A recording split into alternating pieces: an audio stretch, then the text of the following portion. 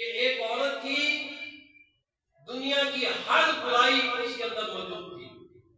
نائکا تھی اس دور کی، بدکاری کا اڈا چلاتی تھی اور خود بھی اعلیٰ قسم کی بدکار تھی.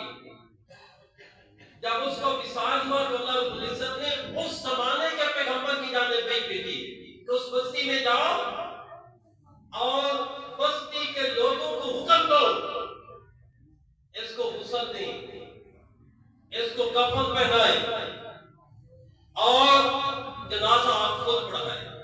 پیغمبر کو حکم دیا کہ جنازہ خود پڑھائیں اور یہ اعلان کریں جو اس کے جنازے کے ساتھ شریک ہوگا اللہ اس کی بخشش فرما دے گا. یہ بخاری مسلم کی متفق علیہ حدیث ہے.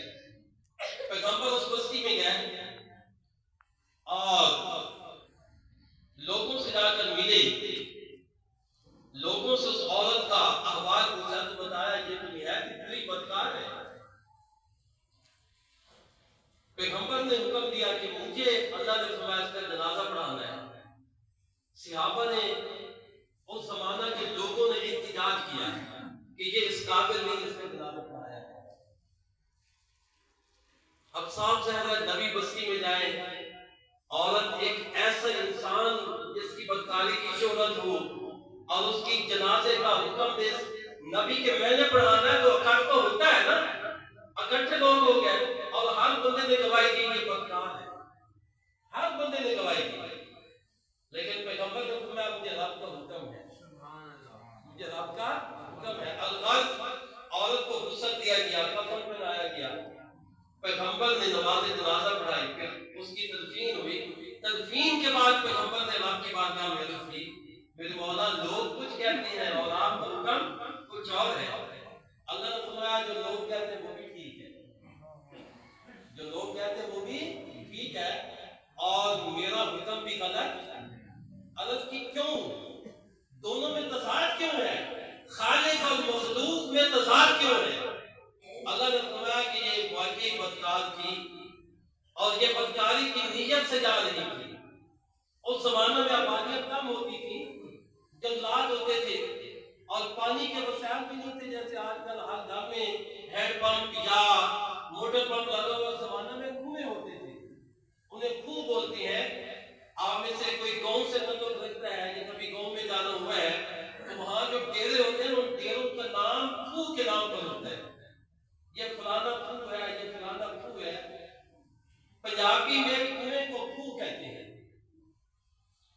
تو اللہ رب العزت نے پیغمبر کو فرمایا کہ یہ عورت بدکاری کی نیت سے جا رہی تھی، راستے میں کنو تھا، کنواں تھا، اس کنویں کے کنارے ایک کتا پیاس کی وجہ سے دل پلا رہا تھا.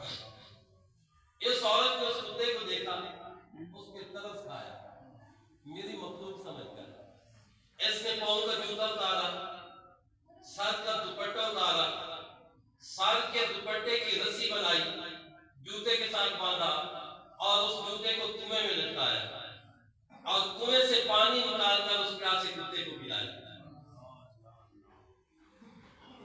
عورت کے اس عمل سے اس کتے کو زندگی مل گئی اور میری آنکھوں سے اس کا عمل اوجھل نہ تھا. فرمایا ایک سمت اس کی زندگی کے سارے گناہ تھے.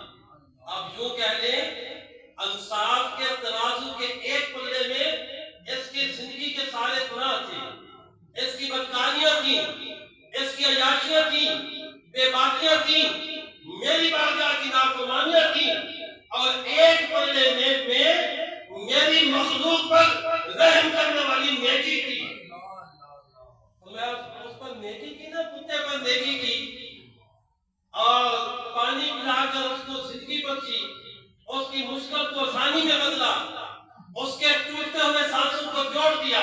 تو میں اے میرے نبی، اے میرے پیغمبر، مجھے اس عورت کی اس نیکی پر حیا آ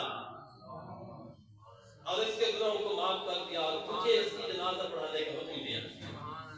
سامعین محترم،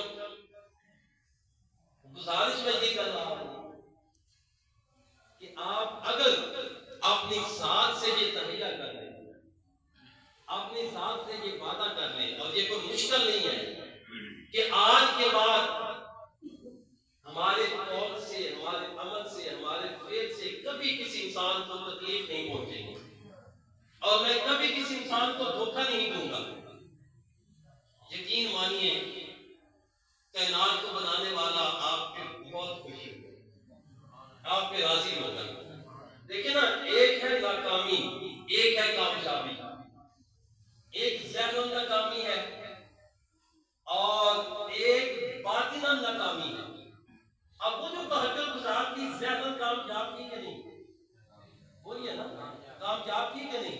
لیکن اس کی نظر میں ناکام تھی۔ کیوں؟ اس کی مخلوق پہ رحم نہیں کیا جا رہا، اس کے سارے احکام بجائے لائے جا رہے تھے، نمازیں پڑھی جا رہی تھی،